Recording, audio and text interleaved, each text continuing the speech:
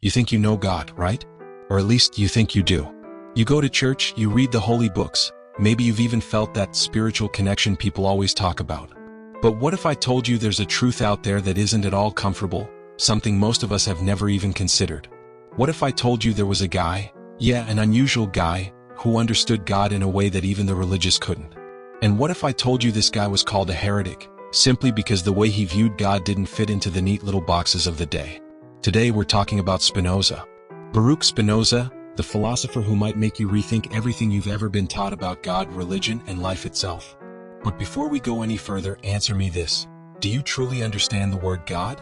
Or are you just parroting what you've been told your whole life? Let's see. Let's dive a little deeper into who Spinoza really was. To understand the magnitude of his thought, we need to look at the context in which he lived. He was born in the 17th century in Europe, a time when religion, particularly Christianity, was the cornerstone of everything: politics, culture, ethics, morality. The very structure of society depended on this idea of a God who watched over us, judged our actions, and rewarded or punished us accordingly. It was a world governed by God's laws, where the church held immense power, and the fear of divine wrath or eternal damnation kept people in check. But Spinoza? He didn't buy into that worldview. From an early age, he realized that what he was taught in his synagogue, and later in university, wasn't absolute truth. It was a set of beliefs designed to keep people under control. It wasn't the whole story. It didn't make sense to him. So he started thinking differently, questioning, deconstructing what everyone else seemed to accept without a second thought. Now, here's the first uncomfortable question. What if truth doesn't always align with conventional morality? What if, to get to the heart of what's real, you have to let go of the beliefs that comfort you? And that's exactly what Spinoza did. What happened as a result? He was excommunicated, banned from his own community, expelled from the synagogue where he grew up, rejected by his own family. He didn't just challenge the religious doctrines of his time, he did so in a way that was so intense that his name became synonymous with heresy, with subversion. But now ask yourself this, was he the crazy one? Or was it the society he challenged that had gotten it all wrong? Spinoza wasn't a bad guy. He wasn't trying to destroy people's faith. He wanted to free people from the mental chains they didn't even know they were wearing. He wanted to wake humanity up to something much greater, the freedom to think for oneself. The freedom to live without the shackles of imposed morality, to question the very idea of God as something separate from us, something distant and unreachable. Let's be real here. Most people live their lives based on beliefs more than on truths. And when someone comes along challenging those beliefs, the reactions can be violent, both literally and psychologically. Spinoza did that, and the impact was profound. He didn't offer easy answers. He offered a truth that was difficult, even painful, but necessary. So here's the dilemma. Was he a hero for bringing the light of a new understanding of God, or a villain for breaking down the structures that gave comfort and stability to an entire society? Spinoza believed that the truth, the real understanding of God, shouldn't come from dogmas or intermediaries. There was no need for a mediator between human beings and the divine. God wasn't an entity to be worshipped at a distance. God was the very substance of the world. God was the nature of everything. And this idea was so threatening to the religious institutions of his time because it implied that people didn't need to rely on them to understand the divine. Think about this for a second. What happens when you take religion out of the center of people's lives? What happens when you make them realize that there is no one up there controlling their fate, no one to answer their prayers? The answer: panic. People become disoriented, lost, because a life built around dogmas and punishments is far more comforting than the responsibility of being free. And this is where Spinoza's philosophy hit hard. He wasn't just a philosopher offering new ideas, he was a revolutionary trying to help people see that their idea of God and life were based on fear and superstition. But here's where it gets interesting. By questioning the traditional idea of God, Spinoza was actually offering something even more powerful than religion. He was offering freedom. The freedom to see the world not as a place of divine judgment, but as a place governed by laws of nature and reason. And this is the crux of it. What side would you choose? Would you choose the freedom to think for yourself, to see the world as it really is? Or would you choose the comfort of staying within the safe boundaries of a religion that tells you exactly how to live, think, and believe? Because in the end, when you strip away the comforting illusions, the only thing that remains is freedom, and that's a far scarier proposition than simply believing what you're told. Spinoza wasn't the villain of the story. He was simply a man brave enough to show you that what you think you know about the world and about God might be entirely wrong. And now let's ask ourselves, Are you ready to question everything you've been taught? Are you ready to face the uncomfortable truth about the nature of existence? Spinoza wasn't just offering new philosophies. He was offering a new way of being, of living authentically without the crutch of false beliefs. Here comes the big twist in Spinoza's philosophy, the part that will likely mess with your mind, especially if you've been taught to see God in a very specific way. So let's pause for a second. Close your eyes and think about God. What image comes to mind? For most people, God is a being, a personal, anthropomorphic figure that exists somewhere beyond the stars. God is often imagined as someone who looks down from above, observing our actions, passing judgment, rewarding or punishing us based on our behavior. He's the omnipotent entity who created the universe, and who we pray to when we need something: health, success, comfort, safety. We've been taught that God is distant, transcendent, and most importantly, separate from the world and from us. But Spinoza? He takes all of that and flips it upside down. He doesn't believe in this personal, judgmental God who exists apart from the world. For Spinoza, God is not a being, not an entity that exists outside of the universe. God is the universe itself. God isn't a creature that creates the world and then watches over it. God is the very substance that makes up everything. To Spinoza, God is the totality of nature. The laws of physics, the forces of nature, the structure of the cosmos. All of these things are divine. God isn't something that intervenes in the world. God is the world. It's a mind-bending idea. And when you hear it, it probably raises some immediate questions, right? Like, if God is everything, if God is nature and the universe, how does that change the way I see myself, the world, and my relationship with this God that I've been taught to worship? Let's dig into this. God is nature, the radical shift. Spinoza's view of God isn't just a shift, it's a radical reimagining of the divine. The typical concept of God is a person, a separate entity that rewards good behavior and punishes bad behavior. But for Spinoza, God isn't a person at all. God is the substance of the universe. Imagine God not as a separate force but as the very essence of reality, present in every particle, every law of nature, every motion of the cosmos. For Spinoza, God is the natural world itself. The universe, nature, and all the things within it are expressions of the divine. So, instead of asking for God's favor through prayer or rituals, Spinoza suggests we need to understand God through reason, through an understanding of the natural world. The more we understand nature and its laws, physics, biology, chemistry, even human behavior, the more we are connecting with the divine. It's a huge departure from traditional religious ideas. Think about it. For centuries, people were taught to look up to God as someone out there who controlled everything. But Spinoza's God isn't up there at all. God is right here, right now. God is in every star, every molecule, every breeze, every thought.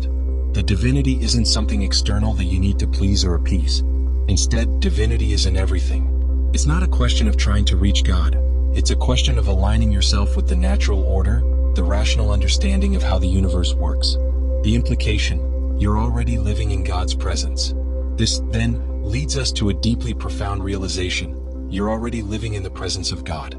Every time you see a tree, feel the warmth of the sun, hear the rustle of leaves, or simply observe the laws of nature unfolding around you, you're witnessing God in action. There's no separation between you and the divine. Spinoza didn't see God as something separate, but as something immanent in the world. Think about that for a moment. God is not a distant figure in the sky. Instead, the divine is in the very fabric of reality itself. In other words, you're not a mere observer of the universe standing apart from it. You are a part of it. You are part of the divine essence that runs through all of nature. You're not disconnected. You're not separate from the divine. You're a living expression of it. This might feel unsettling at first. After all, we're used to thinking of God as a figure we approach from a distance, through prayer or ritual. But Spinoza isn't calling us to worship God in the traditional sense. He's calling us to understand God, to understand the universe, the laws that govern it, and our place within it. A new way to relate to the divine. Now, here's where things get really interesting. If God is nature, if God is everything around you, how does that change the way you relate to the world? What if, instead of seeing yourself as separate from God, you began to see yourself as a part of the ongoing unfolding of the divine in the world? You wouldn't need to beg for blessings. You wouldn't need to pray for favors. You wouldn't need to fear God's judgment. Instead, you would engage with the world as a partner in the divine process. You would begin to see the world's laws not as arbitrary rules imposed by a distant deity, but as the natural, rational structure of the universe itself, the order of God in motion. By living with understanding, with reason, you would be living in harmony with God. To Spinoza, the highest form of devotion isn't through rituals or sacrifices, but through the cultivation of wisdom and understanding. The more you understand the world, the more you understand God. And the more you align yourself with nature, the more you live in harmony with reason, with the natural order, the more you are living in connection with the divine. In this light, it's no longer about trying to please or appease an external, judgmental God. It's about understanding how the universe works and living with that knowledge. God isn't about belief anymore. God is about understanding. Understanding yourself, the world, the forces that govern nature, and how you fit into that greater whole. God is everywhere, but also nowhere. Let's dig deeper. If God is everywhere, in everything as everything, does that mean we can't find God in a traditional sense? Does it make the idea of a personal, interacting God obsolete? Yes, in some ways it does. Because Spinoza's God doesn't interact with us in the way many people imagine. There's no more prayer to a distant, personal deity. There's no more waiting for God to intervene in your life. But think about this for a moment. Isn't this a more profound and intimate connection with God than the one we've been taught to believe in? Instead of a personal God who exists separately from the world, Spinoza invites you to realize that the very world around you is divine. God is the world and the world is you. The divine is already here.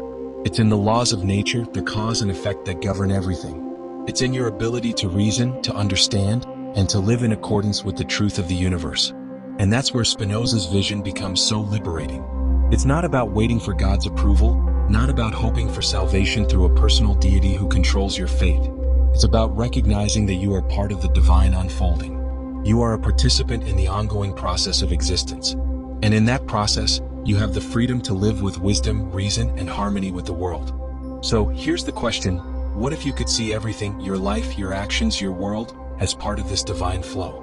What if, instead of a God to fear or obey, you saw the divine in everything around you, in the people you meet, in the way the universe operates, in the deepest laws of nature? That's the God Spinoza understood. Not a distant, judgmental figure, but a presence that is everywhere, a force that is the very essence of reality itself. So ask yourself, what would it mean to live your life as if you were already in direct communion with the divine? As if God wasn't somewhere out there, but right here in everything you are and everything you do? Alright, now we're diving into something even more unsettling, something that most people really don't want to hear, the concept of good and evil. You see, Spinoza wasn't just redefining God, he was also redefining morality. What Spinoza says next might be the hardest pill to swallow, especially if you've spent your whole life believing in absolute ideas of good and evil, right and wrong, sin and virtue. Because, according to Spinoza, those categories don't exist in the way we've been taught to think about them. Now, let that sink in for a moment. What if good and evil aren't absolute truths? What if they're nothing more than human interpretations, socially constructed labels, designed to control behavior, to separate us into categories of good people and bad people? This is one of Spinoza's most radical ideas, and it's going to push you to rethink everything.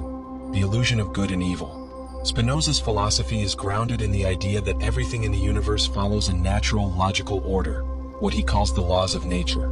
He didn't see nature as something random, chaotic, or subject to arbitrary moral judgments. Instead, he believed that everything, every action, every event, follows a specific cause and effect that is rooted in the very nature of reality. This means that, to Spinoza, good and evil are not inherent properties of things. They are simply human interpretations of actions and events. Let's break that down. Think about this. When something bad happens to you, like losing a job or experiencing heartbreak, you label it as evil, right? We tend to categorize experiences as either good or bad, depending on how they make us feel. But what if this categorization is just a way for us to process our emotions, not a reflection of some objective truth about the world? Spinoza would argue that good and evil are emotional responses to the natural events that occur around us. They are subjective and based on our personal desires, preferences, and perceptions, not inherent qualities of the things themselves. In other words, something isn't inherently good or evil. It just is. Whether you see it as good or evil depends on how it affects you, your life, your desires, and your understanding of the world. Now let's get even deeper. According to Spinoza, moral judgment is based on ignorance, the ignorance of the larger rational system that governs the universe. The idea that some things are inherently good or evil comes from our limited, emotional perception of reality. When we think something is bad, we're usually reacting out of fear, anger, or some other emotion. When we think something is good, We're reacting out of pleasure, desire, or comfort. But neither of these emotional reactions has any basis in the deeper logic of the universe. They're simply our conditioned responses to the events that unfold around us. Freedom from judgment. Understanding reality without labels. But here's the twist. The moment you stop seeing the world in terms of good and evil, you free yourself from the emotional chaos that comes with moral judgments. You stop seeing people as good or bad, and you start seeing them as part of the natural order of things, products of the same divine substance that flows through you. Spinoza offers a path to inner peace and freedom from judgment. Because when you stop labeling, you stop fighting against reality. Here's a key insight. The reason we judge things as good or evil is because we don't understand them fully. For example, if someone wrongs you, you might label their action as evil because it hurts you. But Spinoza would ask, why do you think it's evil? The person may have acted out of ignorance, fear, or self-interest, but that doesn't mean they are evil. It means they were acting according to their nature, based on the causes and circumstances that shaped their behavior. It's not evil, it's just a consequence of the way the world works. What Spinoza is really getting at here is the liberation from the emotional baggage that comes with moral judgment. If you understand that the universe and everything in it is following a rational order, then you can step back and view events, even painful ones, without attaching the labels of good or evil. You start to see that everything is part of a larger, interconnected whole, and that things happen as a result of the way the world works, not because they're the result of some moral choice made by a distant deity or some cosmic force of good and evil. This, according to Spinoza, is true freedom, the freedom from being a prisoner of your emotions and judgments. When you understand that nothing is inherently good or evil, but rather is just an unfolding of cause and effect, you free yourself from unnecessary suffering. Now don't get it twisted. Just because Spinoza rejects the conventional ideas of good and evil, that doesn't mean he's advocating for a life without ethics or morality. Quite the opposite. For Spinoza, the highest good, or to put it more accurately, the highest form of living, comes from living in accordance with reason. Living in harmony with the natural world, understanding the laws that govern reality, and striving to act in ways that are in line with your true nature. That is true virtue. So what does that look like in practice? For Spinoza, virtue isn't about following arbitrary rules or avoiding punishment. It's about acting in a way that aligns with the fundamental nature of reality, the natural laws, the rational order of the universe. To live virtuously, according to Spinoza, is to live wisely, to cultivate understanding, and to act in ways that are in harmony with the world around you. The more you understand the world, the more you can live in harmony with it, and the more you'll live in line with your true self. This is why Spinoza believed that the knowledge of God, or understanding the laws of nature, was the key to virtue. When you understand how everything works, when you see the interconnectedness of all things, you realize that your own actions, desires, and decisions are not separate from the rest of the universe. You stop seeing yourself as isolated, and you stop seeing the world as something to conquer or manipulate. Instead, you see yourself as part of the whole, and that is the key to living a virtuous life. Embracing freedom from judgment. Let's pause here and ask, what would it mean for you if you could let go of your judgments of good and evil? What if you could stop labeling people and situations as good or bad, and just accept them as part of the natural flow of the universe? How much less conflict would you have in your life? How much more peace could you find if you didn't spend your time fighting against reality, if you understood that everything that happens is part of a larger, divine order? Spinoza's vision of morality isn't about living without rules, but about understanding the universe deeply enough to act in accordance with it, to act in ways that promote harmony rather than conflict. When you free yourself from the prison of moral judgment, you start to see the world for what it truly is. Not a place of good and evil, but a place of interrelated causes and effects. A place where everything is connected and everything is part of a greater, divine whole. In the end, Spinoza's philosophy invites us to break free from the chains of moral absolutism and emotional judgment, and to live in a world where we embrace reality as it is, understanding it through reason, and acting in harmony with the flow of nature. By doing so, we open ourselves up to a life of true freedom, peace, and virtue. Now, let's take a moment to explore the heart of Spinoza's vision, the thing that ties everything together. We've talked about God, we've questioned morality, and we've upended conventional religious thought, but all of this points to one crucial tool: reason. For Spinoza, reason isn't just a mental exercise or an academic pursuit. Reason is the path to true freedom. Let's be clear. What do you think of when you hear the word freedom? Most people picture freedom as the ability to do whatever they want, to live without rules, to follow their whims, to act based on their desires. It's the freedom to choose, the freedom to avoid consequences, to live without restriction. But for Spinoza, freedom is a very different thing. True freedom isn't about doing whatever you want, whenever you want.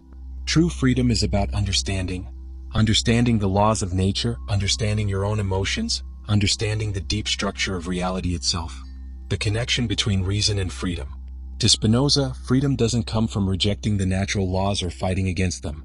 It comes from recognizing them and aligning yourself with them. In other words, true freedom isn't about avoiding the consequences of your actions, but about acting in harmony with the world around you. When you understand the laws of nature, when you understand how things work, when you realize that everything is interconnected, you don't need to fight against the world. Instead, you flow with it. The more you use reason, the more you realize that everything that happens in the universe is a result of causes and effects. There's no randomness. There's no chaos. The universe is a rational system, and the more you understand it, the more you can navigate life with clarity and wisdom. This is why Spinoza places such a high value on reason. To be truly free, you must understand the world around you. The more you understand, the less you are a slave to your emotions, your desires, or the chaotic forces of external life. You stop being a puppet of circumstance. You stop being driven by irrational fears, by superstitions, by impulsive reactions. Instead, you make decisions based on knowledge, based on understanding, based on rational thought. Think about this. In today's world, how often do people act out of fear or desire, without really thinking through their actions? They chase after things that promise happiness but end up with emptiness. They react out of anger but cause pain for themselves and others.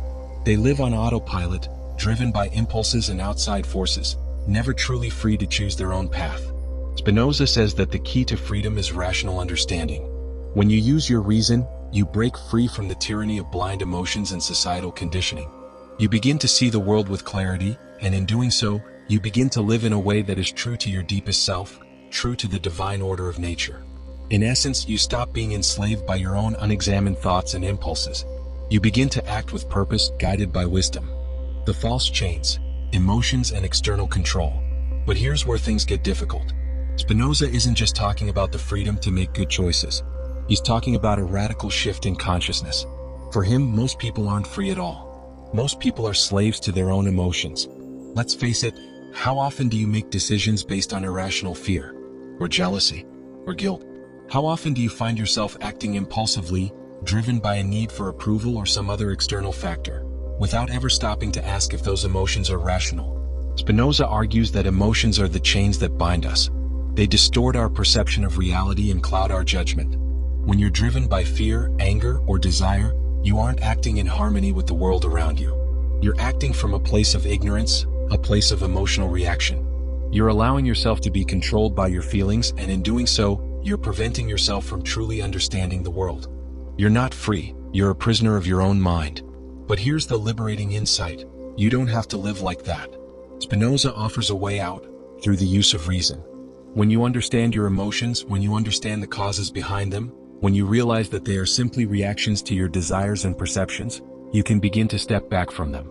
Instead of letting your emotions dictate your actions, you can examine them, understand them, and decide how you want to act, based on reason, not impulsivity. Imagine how different your life could be if you acted based on wisdom, not on the roller coaster of emotional reactions. Imagine making decisions without fear, guilt, or shame clouding your judgment. Imagine making choices from a place of calm, clarity, and rational understanding. That's what Spinoza means by true freedom. The freedom that comes from understanding the world, understanding yourself, and living in harmony with the natural order. It's the freedom to act with purpose, to live with intention, to make decisions based on knowledge, not fear. The role of knowledge, mastering yourself through understanding. At the core of Spinoza's philosophy is the belief that knowledge is power. But not just any knowledge, the knowledge of how the universe works. The more you understand the world, the more you understand how your mind works, the more you understand the natural laws that govern everything around you, the more you can make choices that are aligned with your true nature. And here's the clincher. The more you understand, the less you're swayed by external influences. We live in a world where external forces, society, media, politics, religion, constantly try to shape our desires, shape our fears, shape our beliefs. But Spinoza believed that when you truly understand reality, when you connect with the divine essence of nature, those external forces lose their power over you. Why? Because you stop living based on the opinions of others, based on the ideals imposed by society. You stop being controlled by external forces that want to shape your desires and fears. You begin to act from a place of inner understanding, and that is the true definition of freedom. Embracing the ultimate freedom. Freedom from the illusions of control. Think about it. How much of your life is driven by external expectations, by trying to please others, by fear of failure, or by the need to conform? What if you could be free from that? What if you could simply live according to your own understanding of the world? Spinoza's ultimate vision of freedom is freedom from the illusion of control. We've been taught to think that we can control the world, that we can manipulate reality with our desires and actions. But the truth is we can't. What we can do is align ourselves with the flow of reality, with the natural laws that govern the universe. The more we understand those laws, the more we live in harmony with them, the more free we become. Spinoza asks us to stop fighting against reality, to stop trying to control things that are outside our control. Instead, he invites us to embrace the freedom that comes with understanding, the freedom to live in accordance with nature, with reason, and with the divine order of the universe. So ask yourself, what would it feel like to be truly free? Not in the sense of doing whatever you want, but in the sense of living with deep understanding and clarity. What would it feel like to be free from emotional reactions, from the need to control everything around you, from the weight of other people's expectations? The path to true freedom is not found in the pursuit of fleeting pleasures or the escape from consequences. It's found in the pursuit of understanding. Understanding the laws that govern the world, understanding the nature of your own mind, and living in harmony with both. When you begin to live according to reason, when you begin to see the world clearly, you will find that true freedom is not just a possibility, it's a reality waiting for you to embrace.